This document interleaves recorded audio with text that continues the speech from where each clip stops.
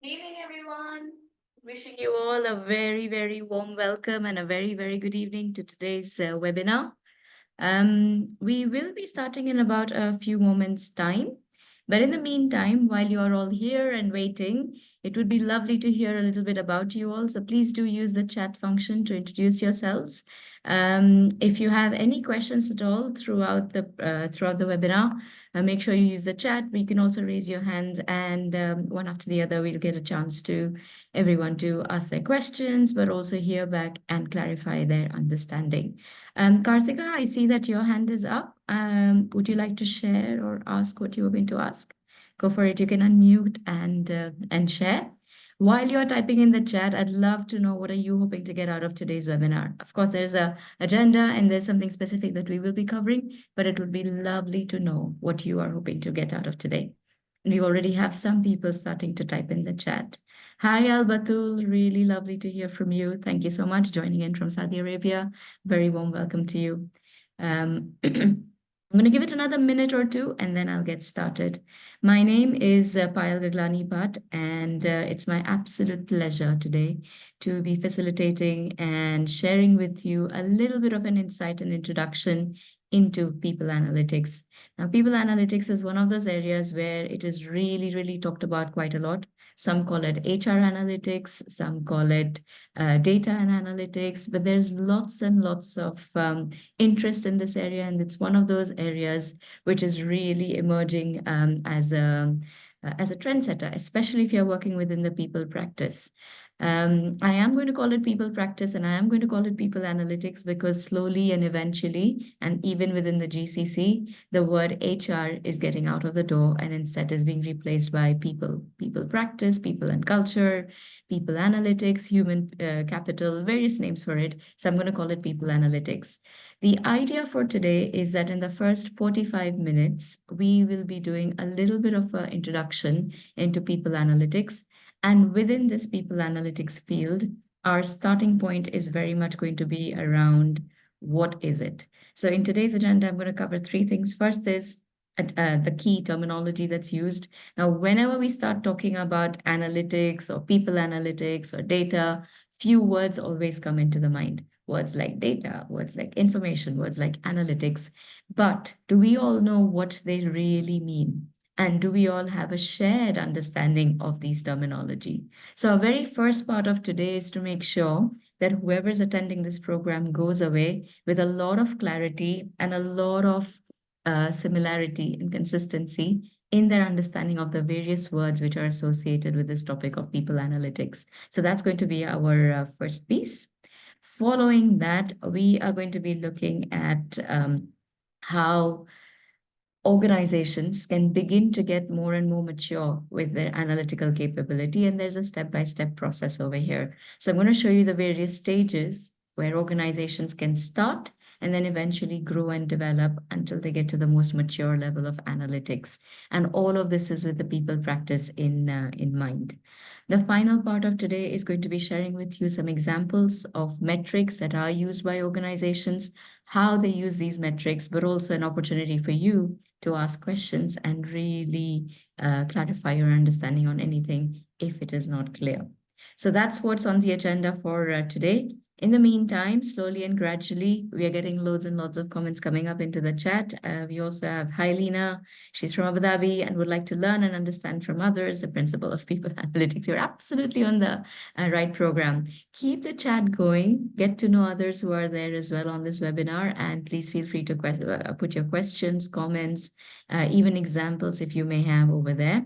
And if you want to ask a question or if you want to share something, feel free to raise your hand as well. So Karthika, I can see that you raised your hand. Is there a question or a comment that you wanted to ask, or uh, is it just just for the sake of um, experimentation that you've got your comments on? Give it a second for you to not really. Okay, fair enough. In which case, I'm going to lower your hand. It's absolutely fine. Thank you very much. All right, colleagues, it's absolutely fine. Don't worry. Right, let's get started. We've gone to about 5 minutes past 6:30, and I'm conscious that all of you are busy and want to get on. So, terminology. When it comes to HR and analytics, few words get thrown up.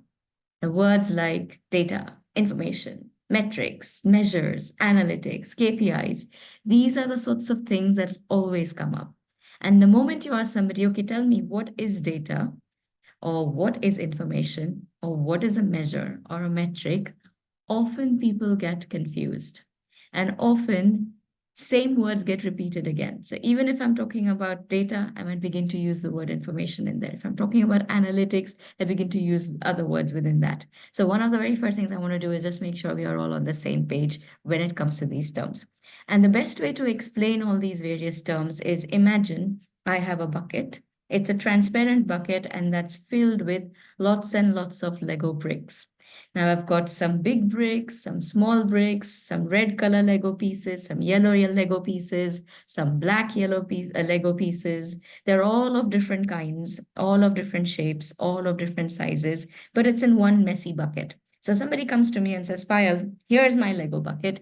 Can you tell me what should I go and buy next? Now I can have 100 possible answers for this. But for me to give them something that's really a value added, sensible sort of an answer, I need to do a little bit of processing. That's where these various terms comes into play. That bucket of Lego pieces, which is messy, which is not sorted, which is not categorized, which is just dumped raw in one place, is often what data is. So your organizations might have data on people. You might have people's names, their job titles, their salaries, their starting dates, all sorts of information about people. You might have data about the number of departments that you have, the number of vacancies that you have, the learning programs that you put on. This data can be huge thing. It could be numeric, it could be non-numeric, it could be in words, it could be in names, it could be in ages, it could be in a whole host of things. But it is still messy, and it is kind of just put there. That's what data is. It's raw, it's not organized, it's not sorted, and it's just there. It exists. It doesn't add any value in itself.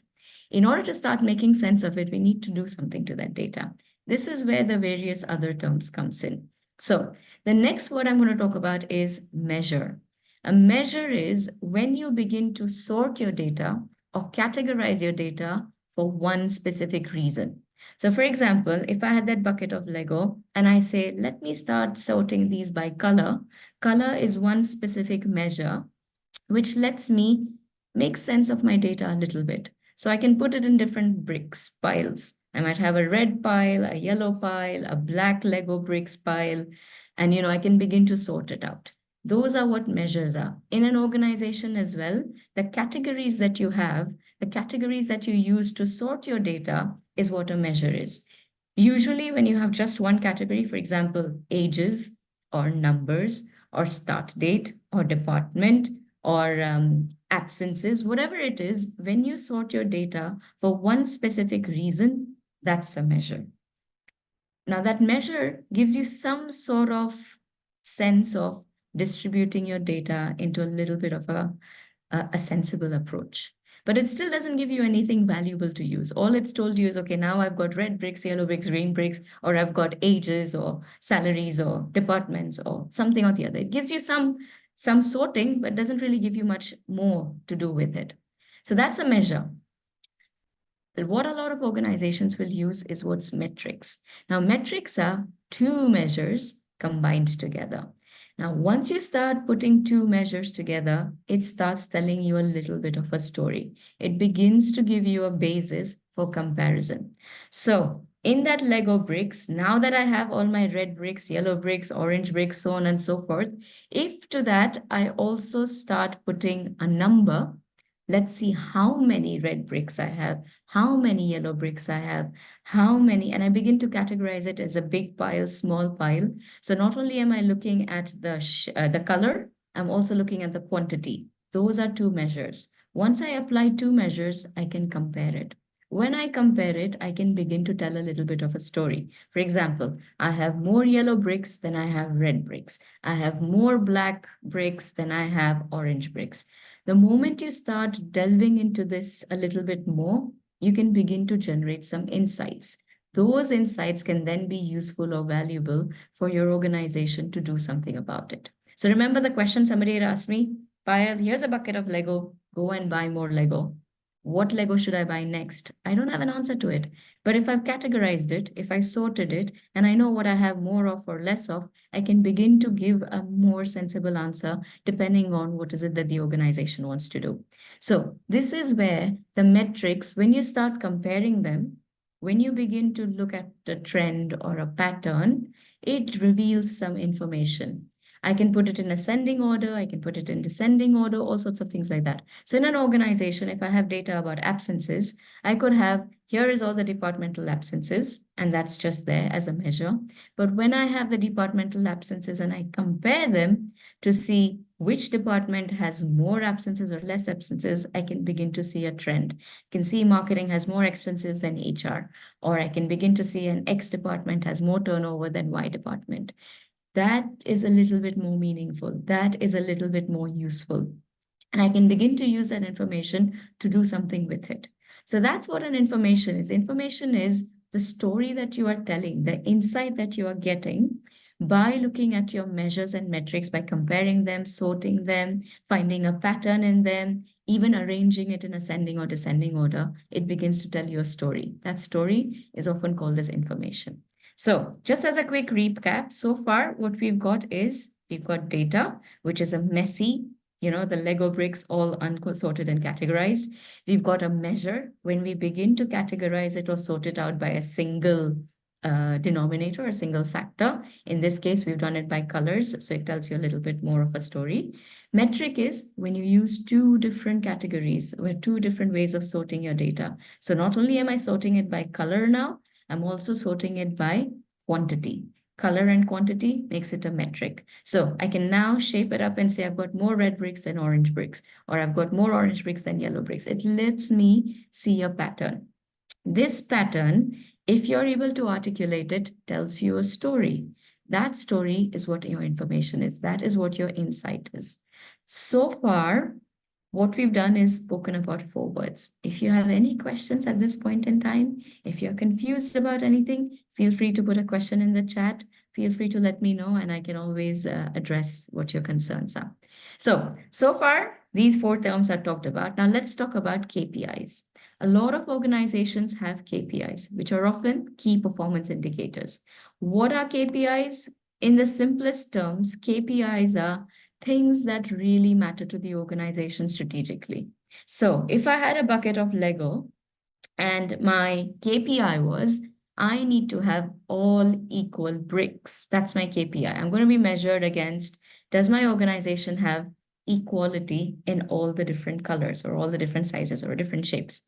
If that's what I'm aiming for, straight away, when I look at this particular diagram, when I look at my information, I know what I need to buy more of because my KPI is get it all equal. So then I know I only have 3 red bricks. If I want to get it to 10, I need to either sell off some of the brown bricks or buy 7 more red bricks. So now I have a story. Now I have an answer. So KPIs are those things that matter to the organization. Now that was equality. What if my organization's KPI was we want to make a watermelon out of it, which means these are the bricks that we need. We need some light green bricks, some dark green bricks, some red bricks, and some black bricks. Having sorted my data or having sorted my bricks, I know I don't have any black bricks. So now what should I go and buy?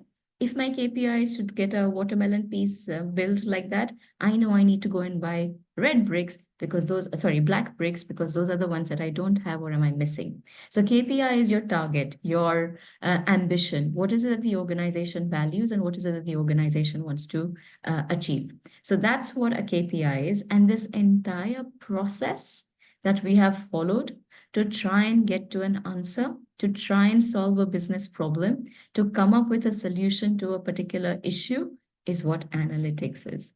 So in simplest words, analytics is that process which an organization uses in order to solve business problems using the data that they have, using the story that the data is telling. So these are the key terms associated with our data piece. So very quickly, I'm going to go through them again. Unsorted, raw, messy data. You begin to sort it out and categorize it in one way. That's your measure. You apply two different ways in which to sort this data. It becomes a metric. The story that it tells you when you compare, when you sort, when you put it in ascending or descending order, when you find a pattern, that's information. KPI is those metrics that really matter to the organization and the process that you follow to get from your data to a solution for the business is called analytics. So far, so good. Any questions, any comments, anything you want to add? Please unmute, raise your hand or unmute and put it in the chat and I'll come back to it. Now, just because you are nodding or thinking about it, I have no idea of knowing whether indeed you understood this or not. So I'm going to give you a little quiz. I'm going to roll out a poll and I want you to see if you've understood this properly. So 2 questions coming up on your screen. I need you to choose the answer. And as you choose the answer, we'll see what responses people come with. So first one is sorting data for one specific reason is called as, and you've got 2 choices. Is it metric or is it a measure? And the second one is a true or false question. KPIs are nothing more than metrics that are of strategic importance to the organization. True or false? So I'll go at that as well. So you've got 2 different questions, colleagues. Let's see, I've got 4 responses. We are about 20 of us in the room. Let's see if you get it right. And I'm really hoping all of you get it right, but we'll see how you do. Please input your answer if you haven't already done so. The poll should appear on your screen.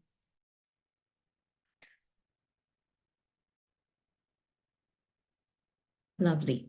So the correct answer over here, you've got another 6 seconds to go. Go, go, go, quickly, quickly. Few more people still waiting for you to... Ramesh, if you have a question, please unmute and ask. I can see you raised your hand.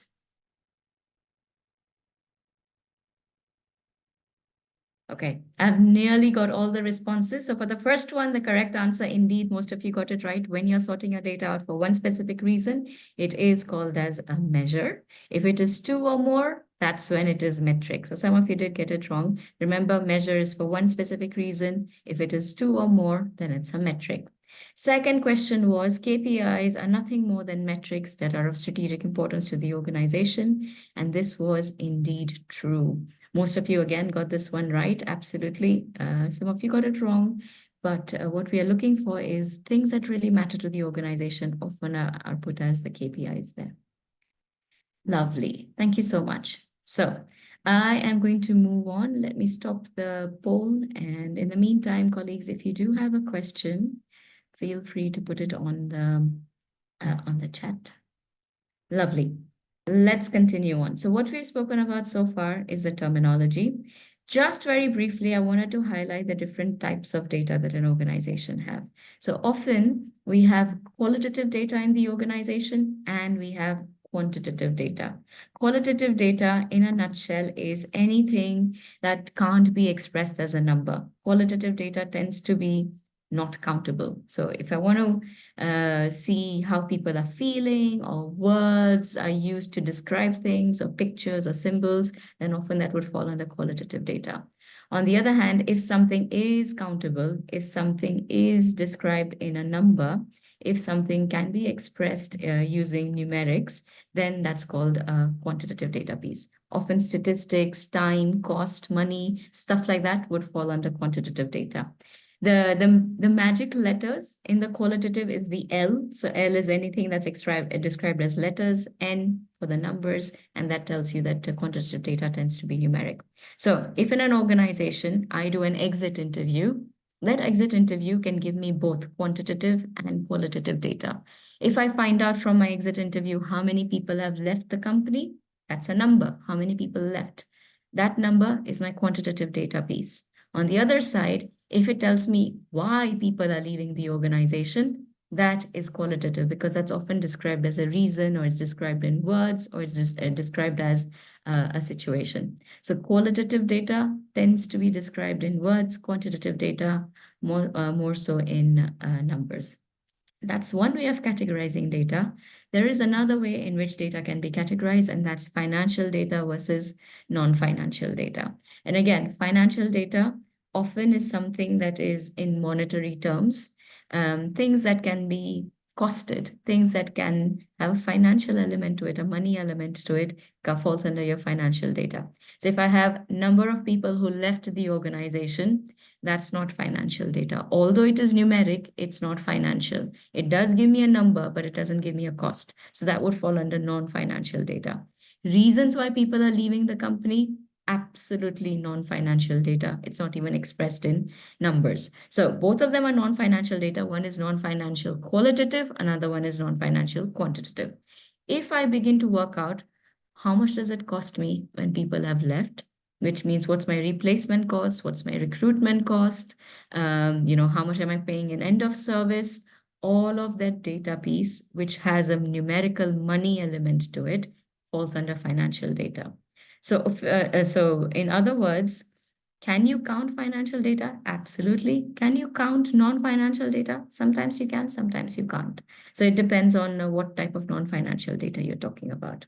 Okay. So just a way of in which ways in which you can begin to categorize your data. Any questions over here? Is everyone clear on the types of data? Quantitative, qualitative, financial, and non-financial. It's useful to understand this because once you understand this, it helps you begin to see, well, what am I going to do with this data? Remember, if you want to go on that analytical pathway, you need to be solving a business problem. So if you just have data for the sake of it and you're not using it, you're not answering any business questions, you're not really adding any value to it, that's not an analytical mindset. So when it comes to analytical mindset, we need to think about how are we solving business issues. Now, I have a question from Rahaf in the chat. How can we count those that are not financial data? So, for example, absolutely, Rahaf, non-financial data means it's not money, but it can be countable. So if I wanted to see how fast can I recruit using LinkedIn, as in how quickly, what are my number of days within which I can recruit using LinkedIn as an example. It can be 2 days, 3 days, 4 days, something like that, which is still numerical data, but it's not financial.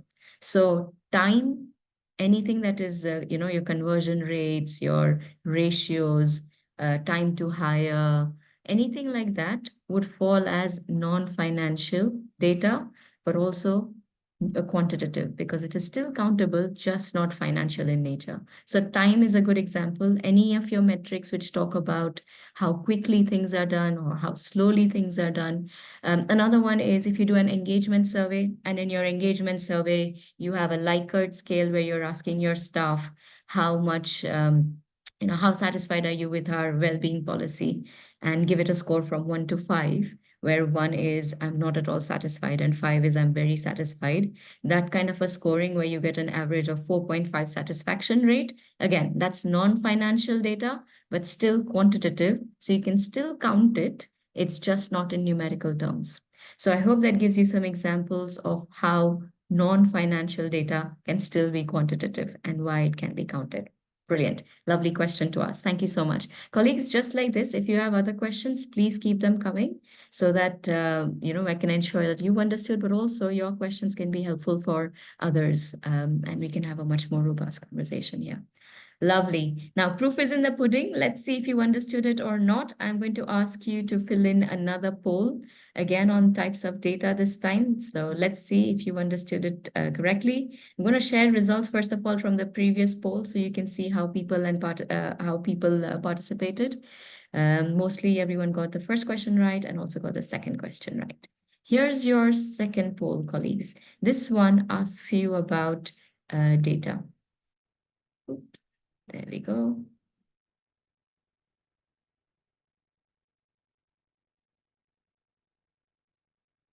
I've stopped sharing the results and I'm going to launch the next poll. So 2 questions coming up on your screen again. First question is number of people who are absent in the last week is an example of, is it quantitative data or qualitative data?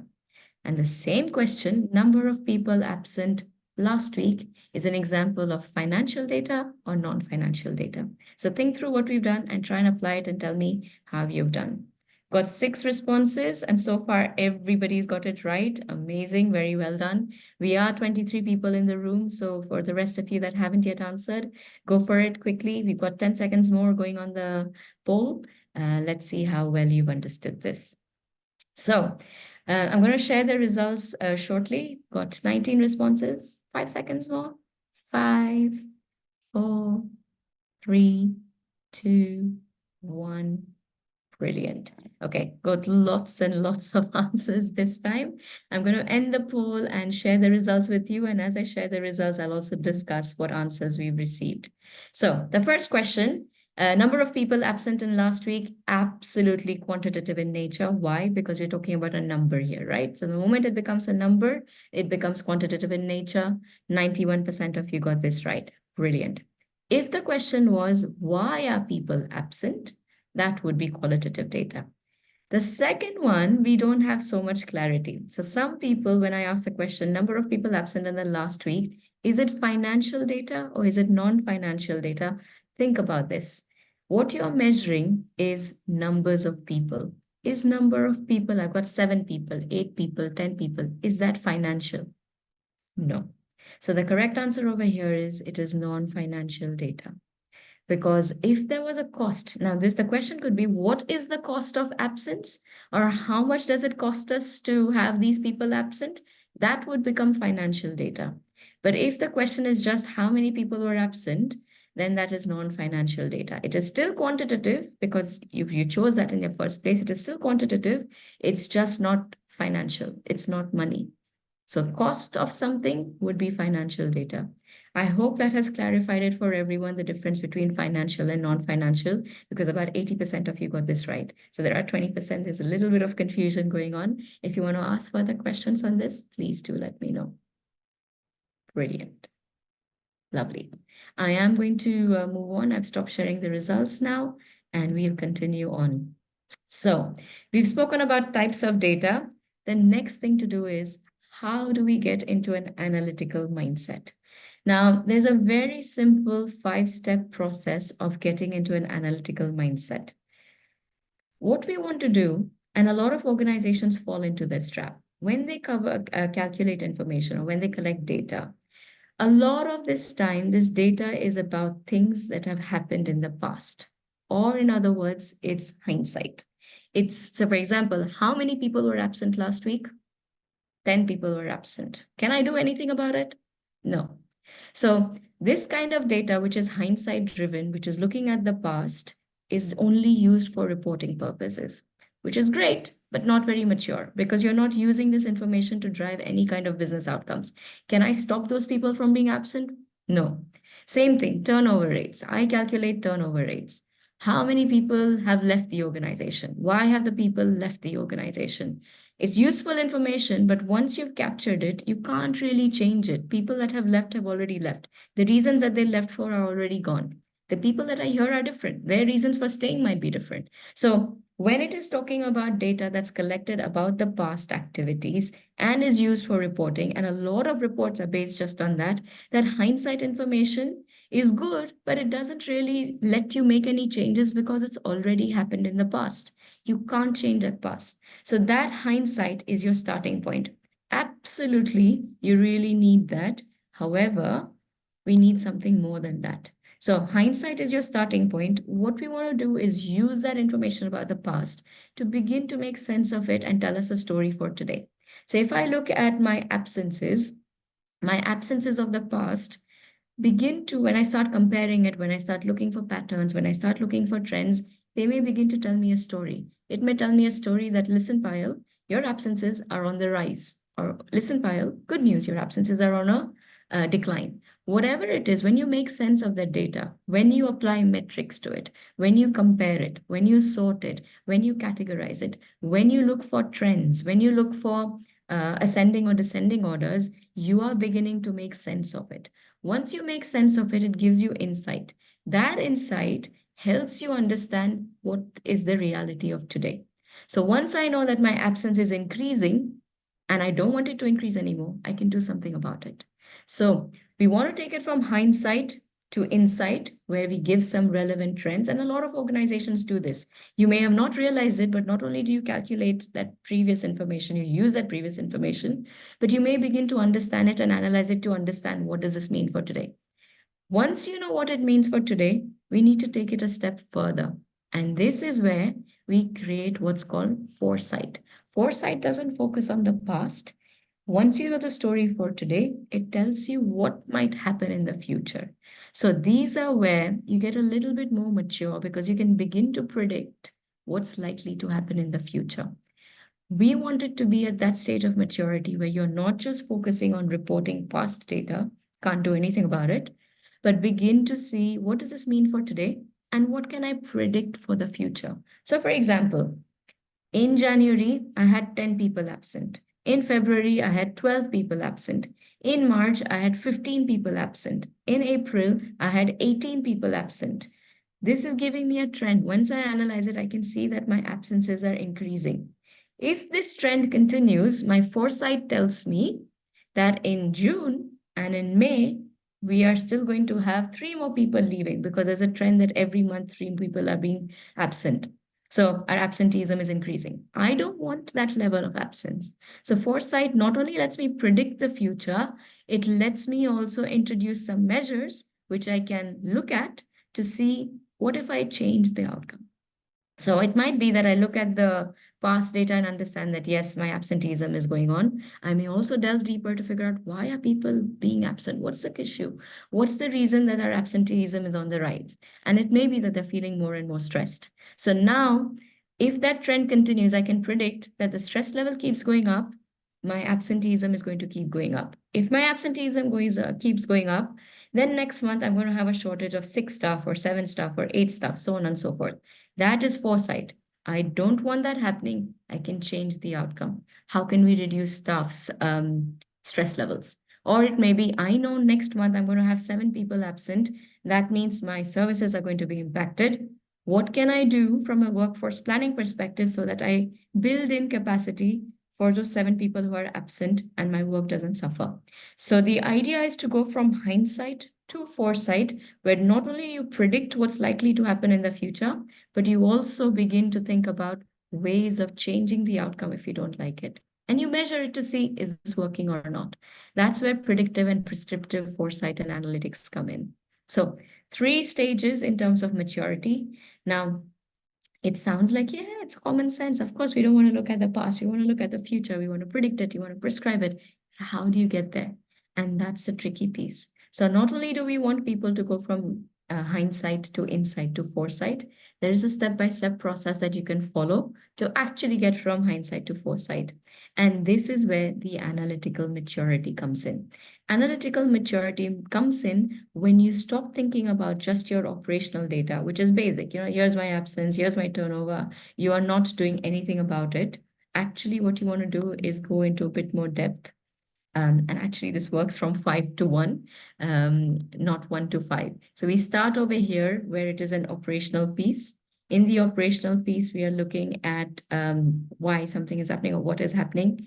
In the descriptive piece, you're describing it. We have high absence in X department. We have high turnover in Y situation, so on and so forth.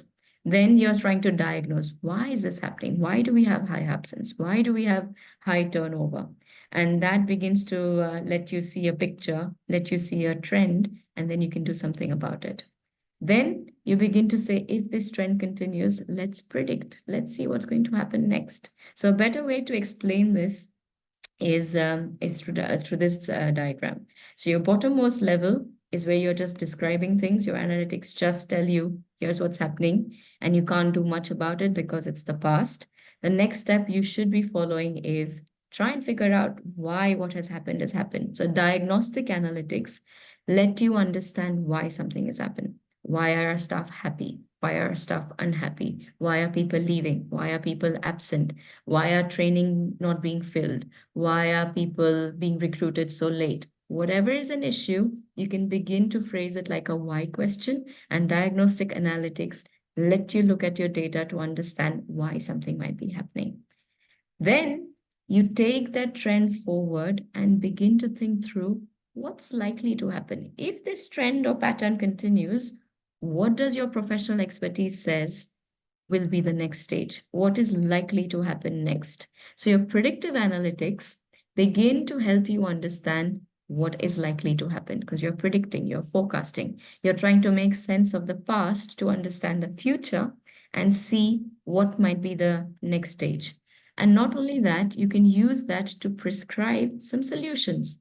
So this is where your credibility as an HR professional increases. You understand the story, you're in a position of explaining why something has happened, you're in a position to use your expertise to predict what's likely to happen. Not only that, you've come up with a solution. So your prescriptive analytics saying, what action can I take to eliminate this problem in the future? And that's the whole purpose. That future problem, which would be a business issue, which would have been an organizational downfall or a pitfall, you can help avoid that. You can help change the course of that. And that's where prescriptive analytics become very, very useful. Now, prescriptive analytics as well requires monitoring. They require you to think through a recommendation, implement it, but also measure and monitor it regularly. You see, am I on the right track? And again, if you're not on the right track, you can change and pivot. So this is how the data maturity level increases. As you ask more powerful questions, you get from just describing things to actually describing or prescribing solutions and measuring the solutions, which is way more value added for an organization than anything else. Now, there are loads of ways in which you can do this, but I wanted to just show you that how you add value increases as you go higher up. But as you also go higher up, your complexity increases. It's much easier to say, here's what my report has pulled out. I pulled it out of a system or I pulled it out of an Excel. Here's a chart, here's a report, class. But that's very basic, not very complex. You've not added any value, you've just shown them. But when you begin to add those, this is what that data means for you as an organization. This is why something is happening. Those insights then are very useful for your senior managers, line managers to begin to make some decisions. And those decisions are the one that actually help the organization. That's where you're showing your credibility. That's where you're actually adding value to the organization. So if you ever get tasked with doing any kind of data piece, don't just take the data and present it as it is. Add your ahas, do your analysis, predict what's likely to happen in the future, and take the conversation to saying, here are the recommendations that you can take. So that adds it builds your own confidence as well. The more you do this, the more complex it is, but the more you practice, the better you get at prescribing solutions for the organization, which is what you will be expected to do as a consultant as you go higher up in your career. So think about data analytics as a journey, as a process, and that's why there are these 5 steps that you need to follow in order to get to that stage of maturity. So I'm going to pause talking over here and just leave you with this one particular example. Where the world is today, if you look at the bottom past, if you're just looking at the past, this is like the bare basics. Every organization expects this. Reporting is absolutely expected. How well are you doing your things in HR? Absolutely expected. But if you stop at that wall, all you've done is just done the basic piece. Looking at the past, looking at the operational side is not adding value. If you want to be truly strategic and as you get progressive in your career, you have to jump that wall and get thinking about how am I adding value? What is it in my data? What is it in my story? How can I begin to help the organization? How can I make a difference to the business outcomes and KPIs? That's where the predictive piece is much more useful and much more helpful. So try and make the jump over the wall to get from just describing things to predicting and prescribing solutions. That's what will be expected from you as you go higher up in your career. Any questions, colleagues? Any concerns, any doubts? Please feel free to put it in the chat or raise your hand and we can have a conversation. So this time as well, I'm going to test your knowledge. Final poll for today coming up, colleagues. I want you to see how those 5 levels of maturity play out in an organization and test how much you've understood. So final poll for today coming up, colleagues. It will be on your screen very shortly. There are 3 questions this time. And each of the questions asks you to think things. So, what type of analytics lets you understand the reason behind certain activities? If I'm trying to figure out the reason, what is that called? Is it operational analytics? Is it descriptive analytic? Or is it diagnostic analytic? Second question, what type of analytics lets you forecast the future anticipated outcomes? Again, same choices, diagnostic, predictive, or prescriptive. We only have two questions. Sorry, forget the last one. That should not have appeared there. Go on over to you all. Couple of questions on your screen. Let's see how the answers are. Quite a few have started responding. Brilliant. I'll share the results. Got 30% of you responding. Rest of you, go on. Choose an answer. For the last one, just choose anything. It doesn't matter what you choose. Go for it. Okay, I've got 50% of the answers come through. 10 seconds more. This one does require a little bit of thinking. And I can see that you're all listening because the answers that I've got so far are mostly on the right track, which is brilliant. I've got 12 responses. Colleagues, if you haven't yet responded, if you haven't chosen, test your knowledge, try and figure out what it is. Final 10 seconds. Quick, quick, quick. Think through.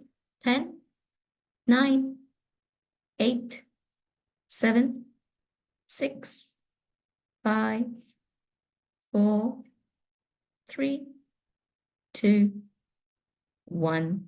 All right, I'm going to close the poll over here and then I'll share the results with you. I'm pleased to see, again, most of you have got this right. So thank you so much for listening. I'm going to share the results with all of you as well. So first question, what lets you understand the reason behind things? Absolutely diagnostic. If wise, like what has happened is your descriptive analytics. If you're just describing operationally how things are, that's what descriptive analytics is. It's when you start looking at why something is happening, you're diagnosing and going deeper into the problem. So diagnostic analytics is the correct answer for the first one. Second one, what lets you predict or forecast for the future? Absolutely predictive analytics. So again, those of you that chose that, absolutely on the right track. Prescriptive analytics takes it a step forward. Not only does it let you forecast, but it also lets you choose or suggest or recommend some outcomes. So if you're not recommending outcomes, it's not really prescriptive at that stage. You're still only predicting the future. So those are our two questions. Lovely. Thank you so much, everyone, for participating in those polls. I'm going to stop sharing my screen. Now I've got a story for you. Now, what you see in front of you is a plane. And that plane is marked with these red dots. So this story is from World War II. In the UK, the Navy had these warplanes, and they were using these warplanes very much within the war. And what they started doing was each time there was a plane that returned, they started marking where was it hit. So every red dot marks a place that a plane was hit. Amongst all the planes that came back. So as you can see, there's a scattering of dots throughout these planes. Now, if their question was, how do we strengthen the planes so that they don't get destroyed by enemies? And this was the data that they were presented with. What do you think might be some of the answers or suggestions?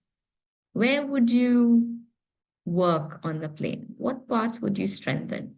What would you really try and improve? Put some comments in the wings says Al-Batulia, because you can see the wings is the place that was hit. What else? What else? Any other suggestions aside from Al-Batu? So you've got a plane, you've got a data, your data tells you a story, the story is showing you where the plane is hit. What else? What else can you do to it? How can you ensure that the enemy is not able to take the plane down? What would you strengthen further? Any other responses? Any other ideas? The important parts in the unhit places, okay? And then move from there. Absolutely on the right track. Now, here's the thing. Sometimes our data will tell us a story. The body and the tail says Shioma. Again, you can see there. Now, here's the thing. Our data tells us a story. We look at the data, we analyze it, we do everything that's there to get it mature. We begin to predict that where is the plane likely to be hit. But sometimes you've got to look a little bit deeper. Remember what I said? These are the planes that returned. in the sense that although they were hit in in these places, they weren't taken down by the enemy. They were able to return back to base. Imagine all those planes which did not return. So if I wanted to really strengthen my aircraft fleet, I would need to focus and find the areas where those planes which did not return were hit. And it could be that they were hit in the fans or they were hit in any of the other parts of the plane. So sometimes our data can take us down a wrong path. So be very careful, be very cautious about the question that is being asked and really get to the heart of what's the problem. The problem over here was some of the planes did not return. So looking at the data on the planes that did return gives you some indication, but these planes still survived. So if a real question was, what about those that did not return? We really need to focus on those that did not return. And maybe we don't have data on there. And that again is a situation sometimes in the plane. So what I wanted to do today, colleagues, was very much just introduce this topic of data and analytics to you. And there is so much, you can run this like a a full day's program, 2 days program, even a 4 days program. It could be a month-long program. But what I wanted you to think about is if you are ever in a situation in an organization where you want to start with the analytical process, one of the easiest ways to do this is to start looking at some of the problems that you're facing. The moment you observe an issue and you phrase it like a question, you can begin to get to some kind of a sensible way of using data and analytics. It's never about what data do I have, how can I use it, how can I analyze it. It's always what problem am I trying to solve. So, for example, if in your organization you were in a situation where the number of interviewees that were reaching the final stage of the interviews had dropped, you can begin to phrase it like a question. What is causing this? Why is this happening? What can we do about it? What data can give us these answers? And that's where you create your hypothesis and start finding out answers. So if you were looking at data analytics as an area where you really wanted to dive deeper, one of the best ways to start this is by start thinking about what problems am I seeing in the organization? And then start thinking about what happens if this problem persists. Like in this case, we know what the impact is within the organization. If the roles are not filled, that means productivity will be impacted, people's morale will be impacted, there will be more pressure on the teams, and these are the things you don't want. So you can begin to think about what kind of data might give you this answer. And there might be various things you might want to look at and investigate. That's where you start your data journey. That's where you start your data story. Now, I'm not going to go into the details of what hypothesis and what you could look at, but there are various data sources that you can begin to experiment with. For example, why are the candidates dropping out? If I did a survey of all those people who dropped out of the interviews, what stage did they drop out? Why did they drop out? It could be that they were getting quicker offers elsewhere. It could be that the process was too long and people were getting put off. It could be that there were low quality candidates in the market who could not clear. It could be that the requirements were too high, whatever. There could be various things, and your data can help you solve that problem. This is the scientific method. So you first start by observing a business problem. Then you start thinking about how can I phrase it as a question? What do you like? What do you think might be the reason for this? And just use your professional expertise. Just think about your previous data, and that might begin to tell you, some kind of a story. And then that could be your starting point. After that, you go into more depth and figure out, okay, what am I going to do? How are we going to take this forward? So what's likely to be true? Analyze the data that you have, or go and find it, test it out, and then you come up with a conclusion which helps you make a decision. So I can only introduce you to this process very, very briefly today, but I did wanted to give you a taster in terms of how does the analytical process work. Organizations use this in lots and lots of ways, and depending on what your organization's key priority is, metrics can be used in ways that can really solve business issues. So I am going to stop here for today. I want to leave the last 10 minutes for all of you to ask further questions or clarify anything that you have. But in the meantime, thank you so much for listening and paying attention. It's over to you all. You can raise your hand or you can type your question in the chat. I'd love to know what you are thinking, what your questions are. Please go ahead, Chioma. I hope I've said your name correctly. You can unmute and unmute and share your thoughts. I've asked you to unmute. Ask your question, please. Go ahead.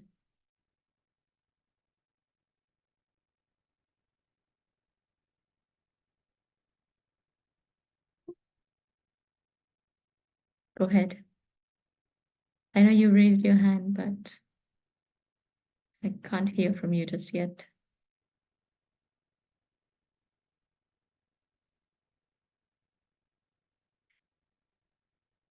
While we wait for Chioma to put in the question, I have another question from Albatul. How do we progress from here about people analytics? It is kind of daunting and unsure where to begin. So there are loads of different ways in which you can start. There are loads of programs as well. There are short courses that you can pursue. There are books that you can read about this. It's also something that is available on, if your organization has Udemy, or if your organization has Coursera or anything like that, there are loads of data analytics program. If you don't want to invest in a program like that, I would recommend attending loads and loads of talks, webinars on this topic, because the more you go to various webinars, the more you'll hear about the ways of taking this forward. It is daunting, but think about your starting place. There will be things that you already have, and start building on it. If you want to take it more formally, Kaplan offers the CIPD qualification, and there's an entire unit that is dedicated just to this evidence-based practice, data, and analytics. In fact, it's starting on Sunday, not this Sunday, next Sunday. So that's another way in which you can, take it forward. It's a program that you're interested in, an area that you want to pursue further. Perhaps the qualification route is a more structured route, but that might be a way to take it forward as well. Chioma, I'm sorry. I think it's to do with the way the settings are, and I'm not in a position to change the settings. Would you like to put your question in the chat, please? And if I've got my colleagues from Kaplan here, can anyone help me make sure? Uh, oh yeah, I've done it. Sorry, you should be able to do it now. I've asked, it should allow you to unmute. Chioma, try now. It will let you unmute now. Okay, in the meantime, I've got a question from Omar. Omar says, what is a typical career path in data analytics and the key specialized certifications in people analytics? Very good question. Now, Omar, interestingly, whatever role you are doing, doesn't matter whether you're in recruitment, L&D, talent acquisition, performance management, rewards, doesn't matter. Any field of people practice that you're working in, data and analytics is going to be at the heart of it, especially as you get senior up in the organization. The higher you go in your career, this is one of those competencies which will be expected that you master. So for those of you that are thinking, what's the future of HR? Where do we go? This is one of those areas where I would strongly recommend that you invest your time in. As artificial intelligence comes in, as things get more digital, everything is recorded.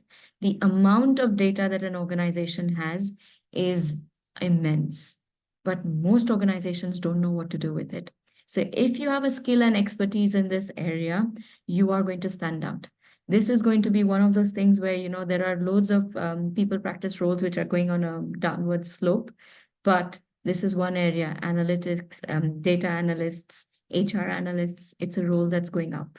It's one of those things where in the next 4 to 5 years, you will see so many specialist roles over here. It's not just within HR. If you're anybody from other fields, marketing, same thing. Operations, same thing. Management and leadership, same thing. So this analytical mindset, once you get into that zone of asking the right questions and you develop the skills of saying, where can I dig deeper to find the relevant data? You are in a position to be able to make a difference to the organization. And when you make that difference, it adds so much value. So in terms of what is a career pathway, there are millions of career pathways. Analyst roles are absolutely on the rise. And certification wise, it depends on what depth you want to go in. There's everything from short courses to webinars to proper programs on this. CIPD also do a self-learning program. So if you're interested in that, you could look up some of those things.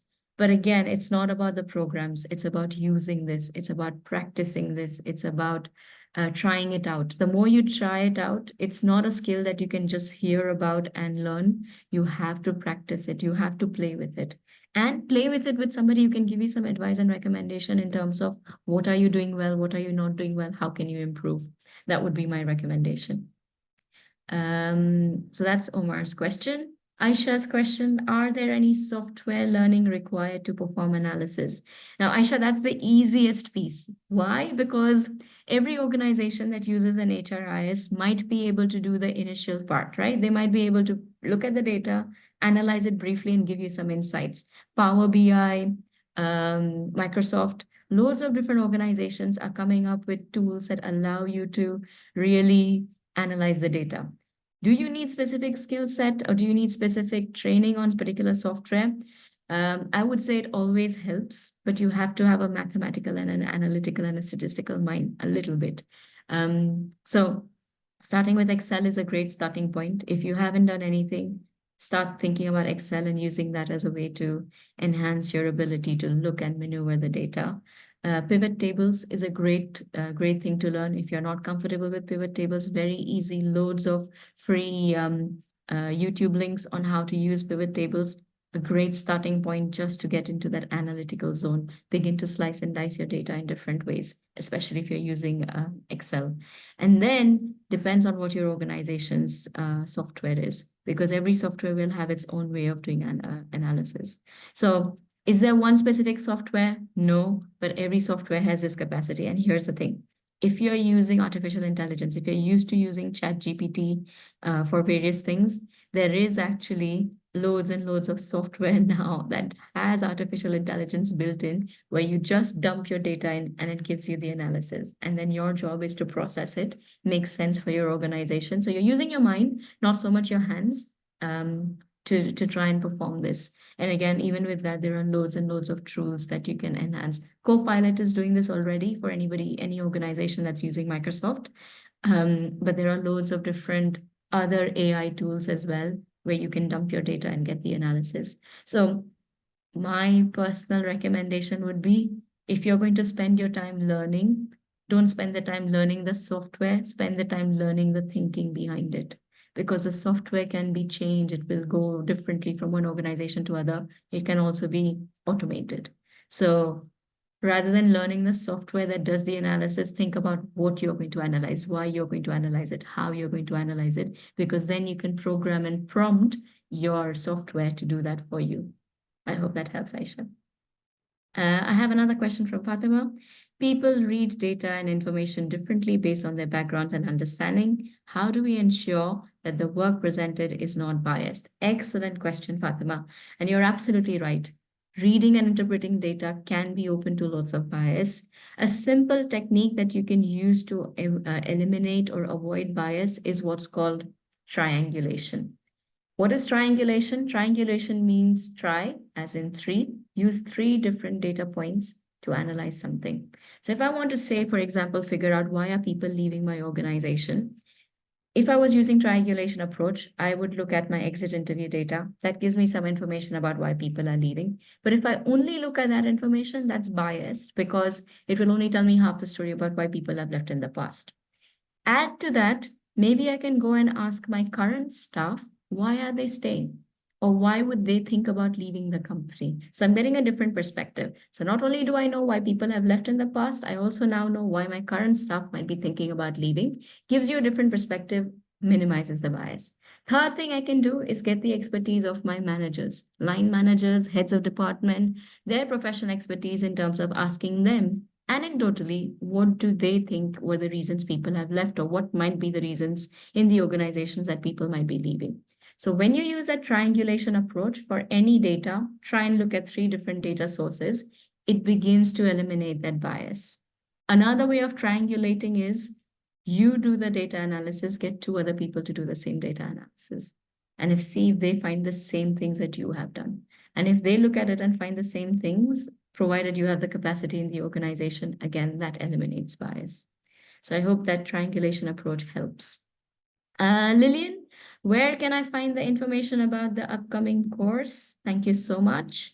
That's a brilliant question. And that reminds me that I should have shared my final slide with all of you. Lillian, you are a lifesaver. So here's the details on the screen. If you're interested in that particular program, speak to Nandini.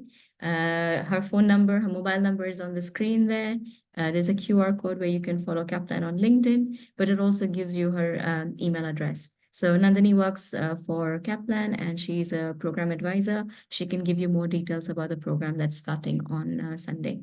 So that's an option. And the best thing is I am facilitating it. So if you liked my style, if you enjoyed this, it's very much very similar. In fact, today I felt a bit restricted because you were all not discussing and talking, whereas the sessions itself are very, very interactive.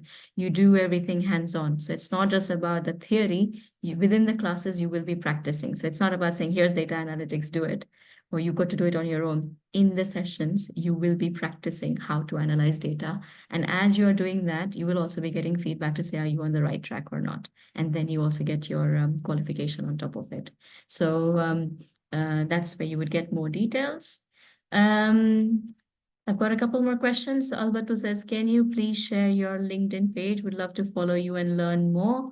I can, Alberto. So if you just put in my full name, which is Payal Gaglani Bhatt, it will bring it up. If I close my screen just now, it will minimize it. But yeah, just put my full name and you should be able to find me on LinkedIn. You can follow me, but you can also connect with me. Couple of different things in terms of those of you that are thinking about taking this to the next step. Now, the program that I'm talking about is the one which is very hands-on, it's very practical. And the whole idea is that you spend 6 to 8 months learning not just data analytics, that's one area, but there are other upcoming areas. You know, recruitment and acquisition, talent acquisition is changing, performance management is changing, L&D is changing, artificial intelligence is in the workplace. All of these concepts, you've got to think about how am I going to use this so that I don't stay behind in my career. So anybody that's thinking about career progression or even promotions, you need an additional level of skill set. Just knowing things, what is something is very, very basic. Anybody can Google it and anybody can be a master. You need to know how to apply it.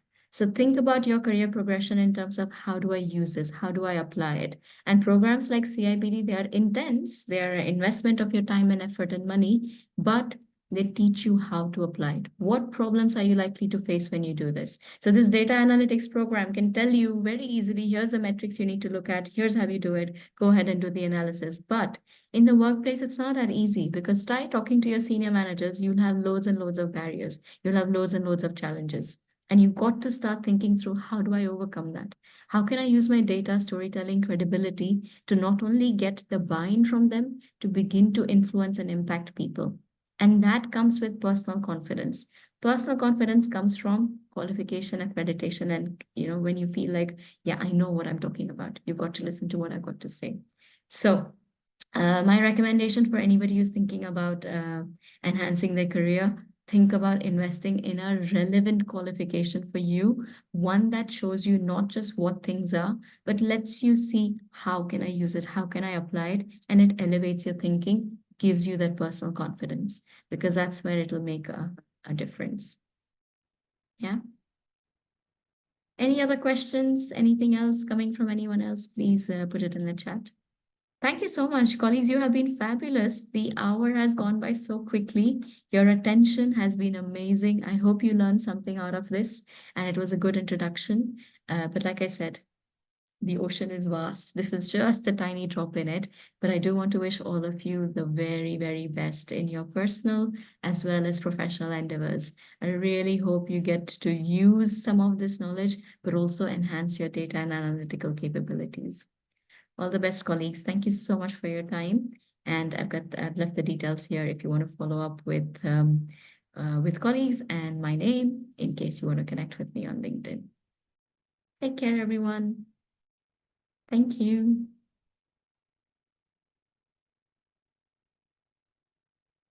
You're most welcome, Omar. Albatul, you're most welcome as well. All the best. Thanks, Tanzila. Good luck to you as well. Colleagues, if you have further questions, I'm still here. Same to you, Tejaswini. All the best. You're most welcome. Thanks, Omar. You're most welcome. Same for you, Aisha. All the best. Deepak and Fatima and Nandita, all the best to all of you as well. Good luck in your careers. Take care. You're most welcome. You're most welcome, Deepak. See you. Thank you for attending.